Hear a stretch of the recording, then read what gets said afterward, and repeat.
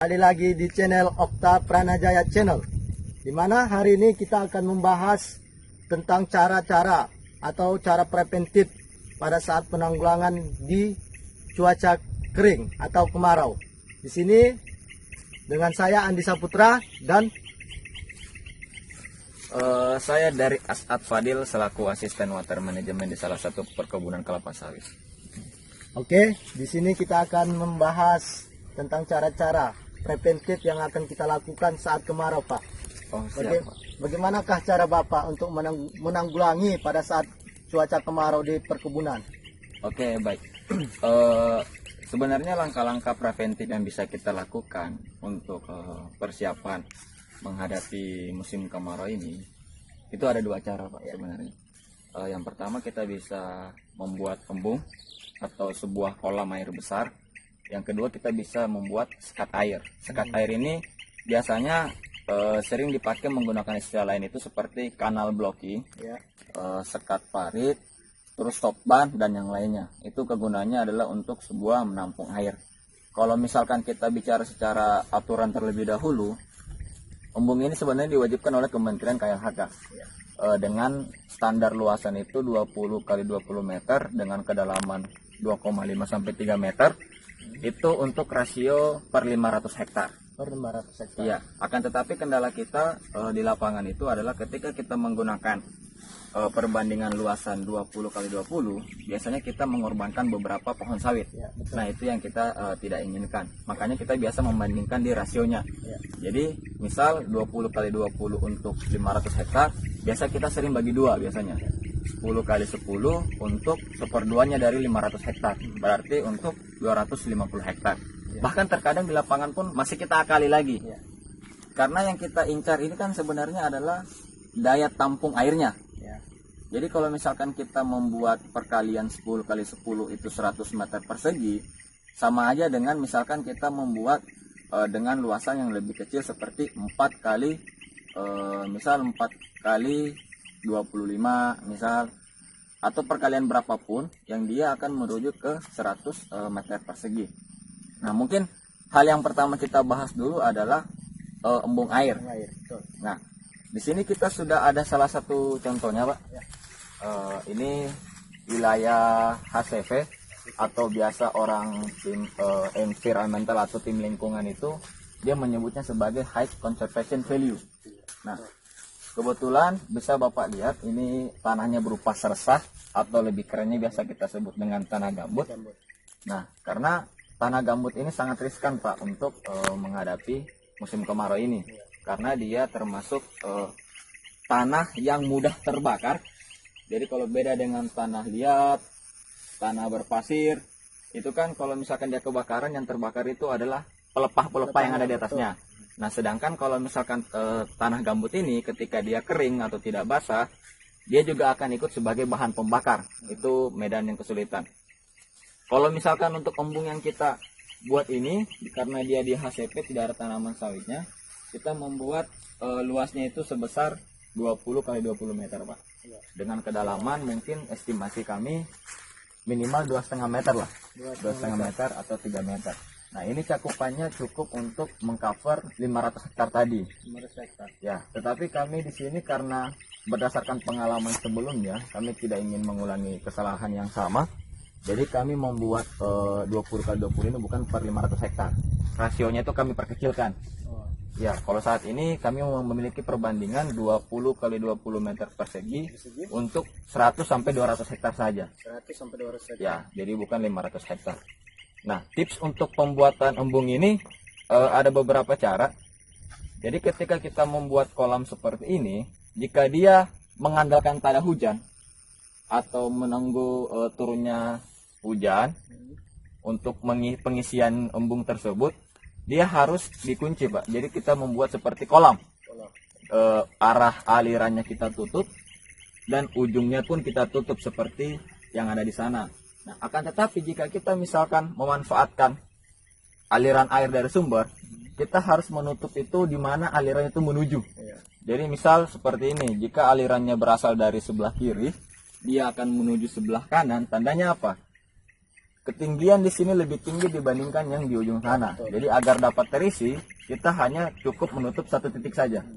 Nah, itu tips yang kedua. Dan yang ketiga, jika kita membuat embung di areal penanaman. Nah, yang menjadi problem kita adalah ketika kita membuat di areal penanaman, kita tidak boleh membuatnya itu seperas dengan lahan. Karena akan ada kendala di bidang operasional. Makanya kita biasanya menutup dengan sistem overflow. Gunanya apa? Agar dia lahan kita tidak banjir. Biasanya kita menggunakan di angka -20 bahkan sampai -40. Nah, agar lahan kita tetap banjir, air tetap tersedia. Itulah konsepnya untuk embung air ini, Pak. Kalau udah seperti ini kan Pak, udah jadi, berapa lamakah kapasitas tersedianya air ini untuk kedepannya lah, berapa lama? Jika dia tidak ada hujan sama sekali, biasanya untuk evapotranspirasi atau penguapan atau kehilangan air di permukaan karena adanya sinar matahari, itu rentangnya biasa berkisar di 1200 mm sampai 1500 mm per tahun. Itu per tahun. Kalau kita bagi 12 artinya rata-rata evapotranspirasi di suatu wilayah itu berdasar, dia terpengaruh juga dengan letak lintangnya, Pak. Ya, dia berpengaruh oleh sudut lintang karena itu berpengaruh kepada sudut yang dihasilkan dari sinar matahari menuju permukaan. Taruhlah misal kita kasih contoh, rata-rata kehilangan per bulan itu 100 mm. 100 mm. Ya, contoh 100 mm itu setara sekitar 10 cm lah, Pak. 10 cm. Nah, jadi kalau misalkan kita membuat dengan kondisi sekarang ini terisi penuh dengan kedalaman 2,5 meter atau 250 cm kira-kira lah ya. Nah, satu bulan dia kehilangan 10 cm, Pak. Jadi di bulan pertama dia 250 meter, di bulan kedua 240 cm, di bulan selanjutnya 230 cm. Kurang lebih seperti itu. Jadi kan Pak, di lahan kita ini tidak semuanya tanahnya ada tanah gambut, tanah pasir, dan posisinya pasti embung ini tidak bisa kita elakkan. Misalkan nanti embung ini ketepatan didapat di lokasi pasir. Kita ketahui lokasi pasir itu memiliki daya serap yang lebih tinggi daripada tanah yang lain. Jadi bagaimana cara Bapak untuk mengatasinya itu supaya evaporasinya itu tidak terlalu cepat? Kalau untuk langkah preventif kita di lahan berpasir, berbeda dengan lahan gambut, dan dia memang sifat atau karakternya itu mampu menyimpan air. Sedangkan pasir ini adalah porositasnya sangat tinggi, sehingga dia tidak mampu atau tidak memiliki kekuatan untuk memegang air. Nah, akan tetapi untuk mengantisipasi kehilangan berdasarkan agar tanaman kita tetap tumbuh dengan baik, biasanya kita melakukan beberapa cara. Yang pertama, kita aplikasikan jangkos biasanya, atau janjang kosong. Janjang kosong ini biasanya adalah hasil dari pabrik. TBS yang kita kirim ke pabrik, itu ada sisanya yang disebut dengan janjang kosong ini, terus kita aplikasikan di lapangan. Selain untuk dia menjaga kelembapan di lahan kita, itu gunanya juga sebagai pupuk organik biasanya. Yang kedua, kita juga bisa mengaplikasikan tanah topsoil. Jadi tanah-tanah topsoil yang masih subur itu, atau tanah boiler lah bekas pabrik juga, kita aplikasikan di sekitar lahan kita. Untuk di lahan berpasir itu bisa. Akan tetapi embung itu sangat tidak cocok untuk di lahan berpasir, Pak. Nah, karena kenapa?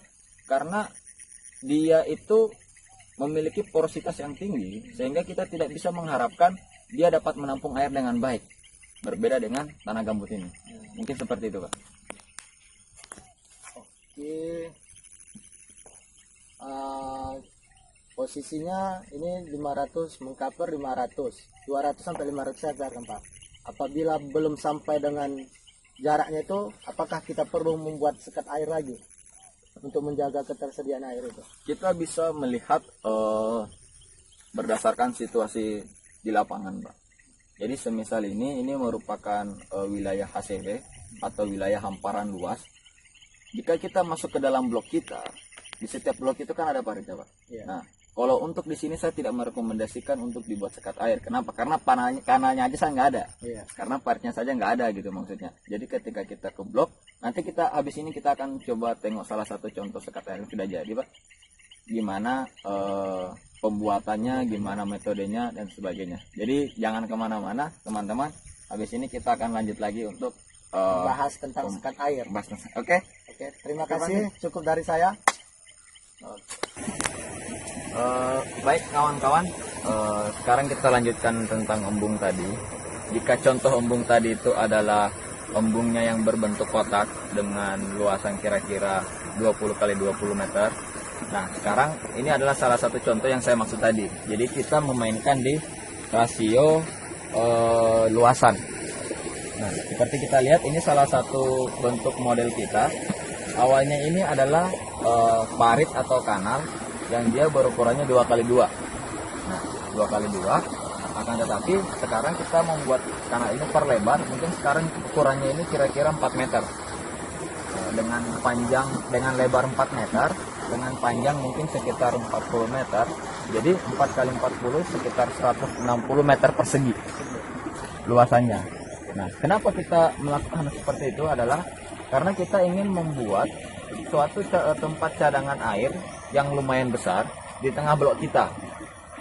Problemnya adalah ketika kita membuat bentuknya kotak dengan perkalian misal 20 kali 20 atau 10 kali 10, dia pasti akan ada tumbang pokok. Nah, itu yang kita tidak mau, kita tidak inginkan gitu. Makanya kita membuat seperti ini. Nah, ini contoh tambahan. Di sini ada arah aliran air dari blok sebelah. Dia overflow ke sini, mengalir ke sini. Nah, di ujungnya itu kita sekat. Oh, ada Tapi sekatnya. kita sekat itu di minus 20 minus 30 cm. Karena kondisi hari ini atau tadi pagi itu hujan, maka banyak air yang ada di parit. Sedangkan kita membuat overflow agar dia bisa mengalir ke blok sebelahnya gitu. Di sana pun, di ujung sana pun kita sudah melakukan penyekatan dengan menggunakan mekanisasi atau menggunakan alat agar hemat biaya lah, lebih cepat lah daripada kita membuat manual. Problemnya di membuat manual ini adalah dia gampang rusak biasanya karena adanya dorongan yang kuat. Ini salah satu contohnya. Kalau kedalamannya itu kira-kira mungkin sekitar 2,5 sampai 3 meter lah, sama kayak tadi kurang lebih seperti itu. Nah, berarti ini jarak sekatnya dari lumbung ini ada ketetapannya berapa meter? Kalau Yang kita harus kita- ingin membuat embung, yang saya ketahui, nanti teman-teman bisa koreksi di kolom komentar jika ada kesalahan. Ketika kita membuat sebuah, kita ingin memperlebar lah istilahnya, kita ingin memperlebar ukuran paritnya, dia itu memiliki jarak aman dari pohon itu sekitar minimal 2 meter. Kalau sekarang ini mungkin saya nantinya itu 3 meter lah dari pohon terdekat. Karena kenapa? Agar tanaman yang ada di sekitarnya itu masih mampu bertumbuh dengan baik. Karena kita tahu sistem perakaran di kelapa sawit ini kan dia serabut. Dia lebih arah menyebar daripada menuju ke dalam, gitu khawatirnya. Dan kita cukup menyekat itu di ujung-ujung aja. Kita di sini, batasnya di sini itu ada sebenarnya. Tapi dia karena airnya volumenya lagi tinggi, maka dia overflow. Atau apa ya, limpasan lah bahasa Indonesianya, limpasan atau air yang berlebih melewati sekat yang kita sudah buat. Di sana pun ada contohnya. Itu mungkin pembahasan untuk embung. Jadi ada 2 contoh. Yang pertama tadi kita membuat embung dengan ukurannya kotak 20 kali 20 atau persegi lah 20 kali 20. Nah, itu contoh pertama. Contoh kedua adalah kita membuat bentuknya persegi panjang. Jadi bukan persegi, dengan ukuran sekitar mungkin 40 sampai 40 meter. 40 kali 40 meter atau sekitar 160 meter persegi. Tujuannya sama. Jadi untuk agar kita dapat melakukan atau kita memiliki ketersediaan air lah saat musim kemarau gitu. Karena pengalaman kita sebelumnya adalah kita kesulitan mendapatkan air kan. Ya, apabila sudah terjadi kebakaran, kita pusing untuk kebakaran. Intinya adalah sebenarnya seperti ini. Gambut ini kan biasanya unik dia. Dia berupa seresah. Nah, ketika kita membuat parit di lahan kita, itu kan akan mempercepat dia itu mengalami kekeringan sebenarnya. Karena gambut ini kalau kita perumpamakan itu dia seperti spon. Jadi spon itu kalau misalkan kita tindis, yang keluar itu seluruh bagian dari dirinya. Jadi air itu keluar dari seluruh bagian dirinya dan dia nanti akan mengering. Nah, itulah yang kita antisipasi dari sekarang. Nah, lebih baik dia sekarang ini posisinya sekarang di bulan Mei. Kalau untuk prediksi Badan Meteorologi dan Klimatologi Geofisika sendiri untuk wilayah kita ini yang berada di Kalimantan Barat, wilayah Ketapang, yaitu akan jatuh di awal Juli. Ya, jadi awal Juli. Kalau misalkan ada sumber lain yang mengatakan dia itu akan datang di akhir Juni. Nah, kapanpun itu datangnya, kita harus siap. Kita siap. Ya, yang penting kita harus siap dulu. Sedia payung sebelum hujan. Sedia embung sebelum kita menangis di lapangan nggak kedapatan air. Oke, itu mungkin cukup, Andi. Mungkin kita akan lanjut ke lokasi selanjutnya. Oke, terima kasih Pak Badil atas penjelasannya. Selanjutnya kita akan membahas tentang sekat air. Jangan kemana-mana, tetap di channel Okta Pranajaya. Selamat sore, kembali lagi dengan channel Okta Pranajaya. Di sini kita akan melanjutkan tentang pembahasan kita tentang sekat air, di mana kita di video sebelumnya sudah membahas tentang guna embung pada saat musim kemarau. Di sini juga kita akan membahas guna sekat air pada saat musim kemarau untuk mencegah kebakaran yang akan dijelaskan oleh teman kita Pak Fadil. Oke, terima kasih, Andi. Ini pembahasan kita yang kedua. Jika yang pertama tadi kita membahas tentang embung air, dia itu lebih ke arah bentuknya seperti kolam ikan, seperti itulah yang skala besar. Ini sekarang kita memanfaatkan apa yang sudah ada, itu parit gitu. Di setiap perkebunan yang itu lahannya gambut, pasti di itu ada ininya, ada paritnya. Kenapa? Karena sebenarnya ciri khas dari gambut ini karena berdasarkan awal terbentuknya lah. Gambut itu kan terbentuk karena adanya perkumpulan zat-zat organik di suatu tempat yang dia itu identik dengan air. Makanya sering kita temukan gambut itu identik dengan penampungan air lah, kasarnya seperti itu. Makanya kita membuat parit atau saluran irigasinya agar dia bisa mengeluarkan air di tempat tersebut dan kita bisa melakukan proses operasional di lokasi tersebut. Oke, sekarang kita bahas tentang embung air. Kita bahas tentang sekat air. Sorry, belum buka puasa, jadi nggak fokus. Oke, sekarang kita berada di parit atau kanal yang ukurannya 4x4 atau bisa dibilang 4 meter seperti ini, dengan tingkat elevasi yang nggak terlalu tinggi. Kurang lebih ini antara satu blok dengan jarak sekitar 250 meter, mungkin perbedaan elevasinya ini hanya sekitar 10 cm. Kita bahas yang pertama dulu adalah, ini adalah parit yang aktif mengalirkan air. Dalam artian kalau saya menyebutnya di sini, saya membagi secara pengertian saya sendiri, Pak Andi. Saya menyebut ada parit utama dan ada parit, ada primer, ada sekunder lah. Kalau primer ini adalah aliran utama yang diaktif mengeluarkan air terus-menerus. Kalau yang sekunder ini adalah bisa dibilang dorongannya nggak terlalu kuat lah. Dia nggak aktif mengeluarkan air terus-menerus. Apalagi ketika kita sudah buat sekat seperti ini, dia akan tutup mati gitu.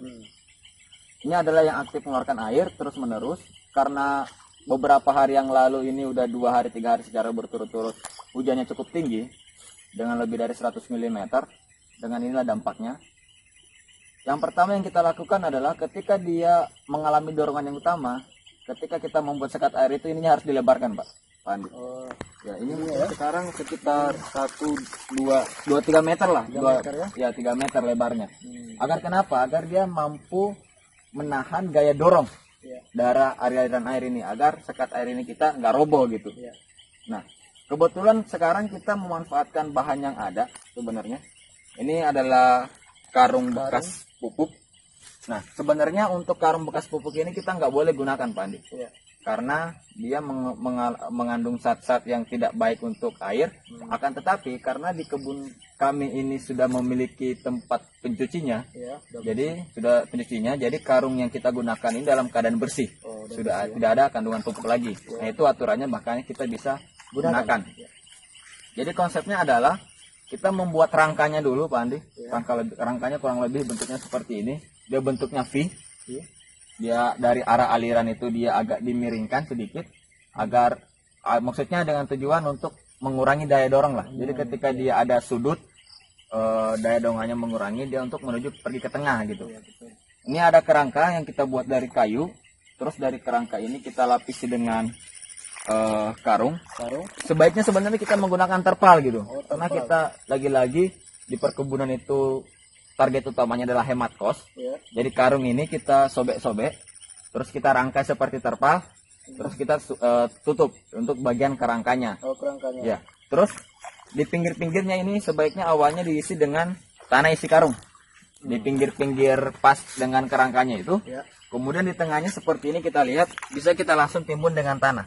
Oh, timbun dengan tanah ya. Ya, bisa. Itu bisa. Asalkan pinggir-pinggirnya seperti ini kita sudah tutup menggunakan karung. Nah, di tengah ini kita lihat dia itu agak bolong.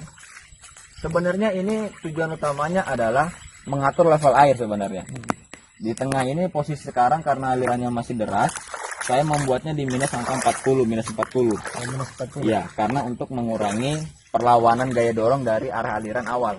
Ketika kita membuatnya seperes dengan lahan atau setara dengan tinggi lahan, maka dia akan memberontak biasanya. Kemampuan untuk menahannya dengan gaya dorong yang dihasilkan oleh aliran air itu, sekat air kita akan kalah. Jadi untuk sementara kita ngalah dulu, karena ini hujannya juga masih cukup tinggi curah hujannya. Jadi kita buat bolong di tengah seperti ini, agar alirannya itu terarah, dia menuju ke tengah gitu. Minus 40 ini biasa kita gunakan untuk ketika musim hujan tiba, ya kan? Kita ingin mengeluarkan air sebanyak mungkin agar lahan kita tidak banjir lah kasarnya, agar tim operasional kita masih bisa berjalan dengan baik gitu. Ini salah satu contohnya. Oke. Ini Pak Badri kan ada jaraknya nih. Kira-kira berapa meter jaraknya ini untuk mengalirkan air itu supaya tetap di ketinggian minus 40 tadi ya.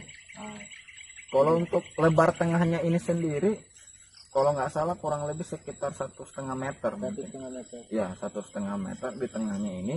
Terus elevasi bagian bawahnya itu sekitar minus 40 cm. Nah, ada beberapa tips untuk penempatan posisi sekat airnya.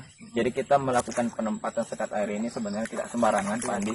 Nah, ada beberapa faktor yang kita harus perhatikan, terutama jenis tanah dan elevasi lahan kita. Iya. Nah, yang pertama jenis tanah itu, sekat air ini hanya digunakan untuk tanah yang berjenis gambut atau misalkan tanah mineral, dan dia tidak cocok untuk di tanah berpasir. Iya. Nah, karena ketika kita membuat sekat air di lahan berpasir, meskipun dia awalnya ada airnya, tertampung airnya, tapi dia itu nggak bertahan lama. Karena seperti pembahasan kita sebelumnya, porositasnya tanah berpasir kan tinggi. Betul. Nah, itu yang pertama. Terus yang kedua adalah berdasarkan elevasi. Nah, untuk wilayah yang memiliki elevasi yang tinggi, itu sebaiknya kita dalam satu parit kanal itu menempatkan beberapa sekat air. Tujuannya untuk apa? Karena sebenarnya Andi pernah lihat nggak model sawah yang terasering? Ya, pernah. Terasering ya. Dia semakin curam lerengnya, maka terasering itu akan semakin banyak menumpuk. Betul. Nah, untuk pembahasan secara ilmiahnya, misal kita memiliki perbedaan lahan antara posisi awal yang kita tempatkan tadi di blok ujung ini dengan yang sekarang ini minus 20 cm. Nah, minus 20 cm lebih rendah di sini. Iya. Nah, intinya apa? Jadi ketika kita menahan air ini di level minus 40 cm di sini mungkin, air ini kan istilahnya lurus. Ya, dia akan lurus kan? Dia akan lurus menuju ke titik sebelumnya. Di sini akan terbaca bukan minus 40 cm. Dia akan terbaca sebagai minus 60 cm. Karena perbedaan awalnya, Pak, udah minus 40 di sini, terus di sini antara lahan yang pertama dengan lahan yang kedua minus 20. Maka ketika kita menunjukkan air di sekitar sini, dia akan menuju ke sini dengan ketinggian minus 60 cm. Nah, akan sebaiknya jika kita ingin membuat semua lahan itu sama, minus 40 cm, hal yang pertama kita lakukan terlebih dahulu bisa menggunakan water pass, seperti dengan tutorial sebelumnya, itu untuk mengetahui perbedaan elevasi antar blok, atau bisa juga dengan menggunakan ilmu kira-kira. Ya, ilmu prediksi. Prediksi. Ya, biasanya orang praktisi lapangan itu sangat ahli dalam seperti ini. Jadi biasanya orang praktisi ini cenderung kasarnya itu malas berpikir lah, bukan malas berpikir sebenarnya. Dia ingin segera memanfaatkan atau segera merealisasikan apa yang diinginkan di lapangan dengan alat yang seminim mungkin, dengan teori yang seminim mungkin. Kasarnya seperti ini Pak Andi. Kalau kita ingin menggunakan ilmu kira-kira atau ilmu prediksi, bisa dengan seperti ini. Ketika kita sudah tahan di sini minus 40 cm, kita tengok ke belakang gitu. Oh, ke belakang sana kan? Ya, tanpa menggunakan alat, kita ukur dari bloknya itu ke bawah, kira-kira dia ukurannya berapa senti. Oh. Kalau dia di minus 70 cm, berarti kita harus sekat di tempat tersebut. Hmm. Kita harus sekat di tempat tersebut. Kenapa? Karena kita menginginkan lahan rentangnya itu minus 40 cm. Nah, tujuannya untuk apa sebenarnya? Untuk penahanan air tersebut. Yang pertama, agar laju penurunan gambut atau subsidennya itu tidak cepat. Karena kalau misalkan lahan gambut ini seperti yang saya sebutkan sebelumnya, Pak Andi pernah lihat kanebo nggak yang spon untuk cuci motor mobil? Pernah. Gitu kena air langsung Ya, mengembang. ketika dia kena air dia akan mengembang. Tapi ketika dia kering, dia akan mengkerut seperti nenek peot. Betul. Betul nggak Pak Andi? Betul. Nah, itu adalah kita bisa lihat ketika dia, misal ketebalannya seperti ini Pak Andi. Ya. Normalnya seperti ini, ketika dia basah sepenuhnya itu seperti ini. Ya. Maka ketika dia mengering dia akan seperti ini. Ya. Nah, perbedaan posisi tanah dari titik sebelumnya dengan titik selanjutnya, kalau dia lebih rendah kita sebut sebagai subsiden. Dia mengalami penurunan. Subsiden. Itu salah satu faktornya, dan itu salah satu indikasi suatu lahan atau wilayah yang kita manfaatkan atau kita aliri dengan irigasi itu mengalami kerusakan. Alhamdulillah seperti yang Pak Andi lihat seperti ini, lahan kita tetap jaga airnya, maka laju penurunannya pun bisa kita kontrol. Betul. Itu. Mungkin itu Pak Andi yang bisa saya sampaikan. Ada pertanyaan lagi mungkin? Oh, mungkin hanya sampai itu dulu materi kita hari ini. Demikianlah pembahasan kita hari ini. Selamat sore. Oke, selamat sore.